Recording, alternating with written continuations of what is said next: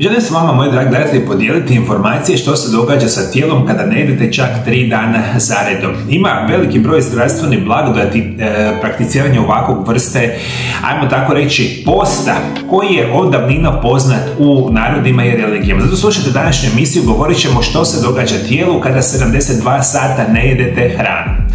Ideja da prestanemo jesti hranu 3 dana, odnosno 72 sata, može biti zastrašujuća, ali i intrigantna. Mnogi su u potrazi za zdravim načinom života, a višednevno postojanje sve je popularnija metoda koja obećava niz zdravstvenih koristi. No što se zapravo događa u tijelu tijekom tog razdoblja i koje su potencijalne prednosti? Tijekom prva 24 sata tijelo troši zalihe glikogena, brzog izvora energije pohranjenog u jetri i mišićima.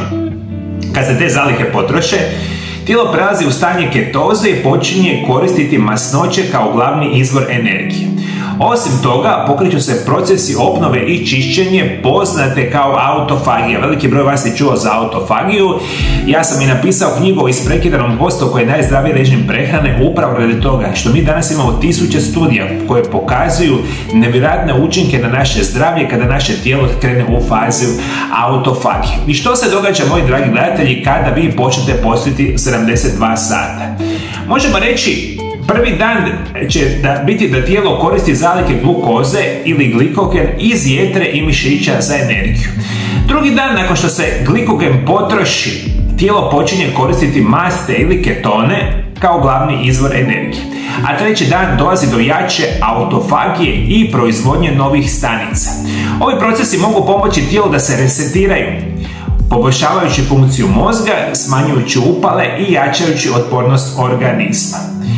Možemo reći prije svega da kada redovito prakticirate ovakvu vrstu 72-satnog posta, sigurno ćete na savršen način djelovati na funkcioniranje šećera u vašoj krvi. Normalno, kada ne jedete, vaša glukoza je na minimumu, što zapravo želite. Jedan od načina prevencije nastanka dijabetesa, koji je trenutačno jedna od najgorih bolesti modernog čovjeka, samo što vi to nikako ne shvaćate.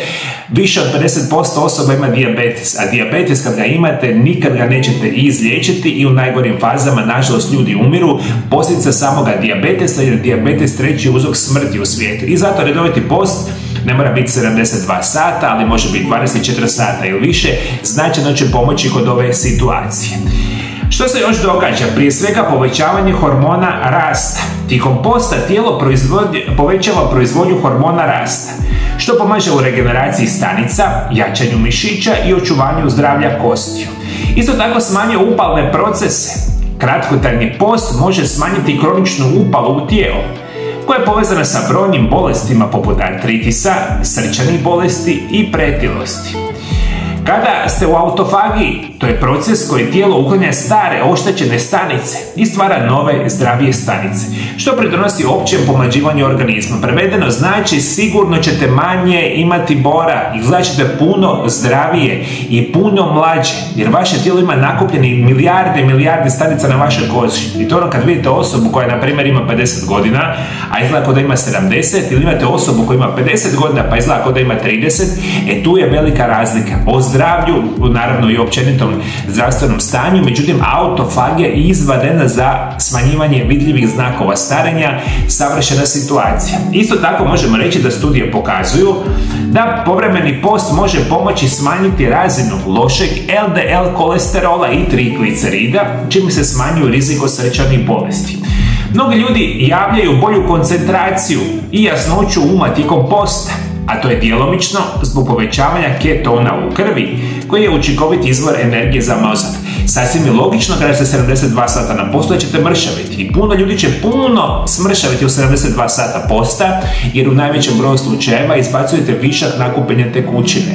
Prevedeno znači, ako imate, ne znam, 120, 130, 150 kila, imate puno zarobljene tekućine u tijelu, 72 sata posta, vi ćete puno tekućine izbaciti iz vašega tijela, puno ćete smršaviti, generalno izvanredna situacija, i nećete vjerovati, studije pokazuju, redovitim prakticiranjem posta sigurno jačate imunitet, jer naše tijelo za vrijeme posta pokreće određene funkcije u našem organizmu gdje se jačaju imunološke stanice, a to itekako želite. Dakle, jaki imunitet, borba puno lakša od velikog broja bolesti i oboljenja. Ono što još mogu reći, Savjeti za siguran 72-satni post. Prije svega, tko ne bi trebao postiti? Važno je naglasiti da trodnevni post nije za svakoga. Ne preporučuje se trudnicama, dojiljama, osobama sa kroničnim bolestima poput dijabetesa i problema sa srcem, djeci i starijim osobama. Prije što se odlučiš na ovakav post, obavezno razgovaraj sa liječnikom ili nutricionistom.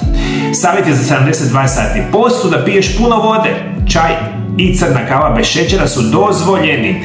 Ne forsiraj, ako osjetiš jako slabost, prekini post. I nakon posta započni sa laganim obrocima juhe, povrće i lagani proteini. Pripremi tijelo tako da nekoliko dana prije smanjiš unos same hrane i to je bitno za reći. Naravno da ovo nije za svakoga, kad bi vam ja to preporučavao, ja bih prvo rekao da se učite na 24-satni post, pa nakon par tjedna možda pređete na 48-satni post, a onda možete možda napraviti 1 do 2 puta godišnje 72-satni post. I to se postepeno radi, nikako nećete odmah krenuti 72-satni post i nikako nećete to svi vi raditi. To je sasvim jasno, kao što sam rekao, a naravno kod takvih situacija se morate posavjetovati sa vašim medicinskim stručnjacima. Trodnevni post nije samo izazov za volju, to je proces koji aktivira duboke mehanizme u tijelu, obnavlja stanice i pomaže nam da se osjećamo lakše, čišće i snažnije.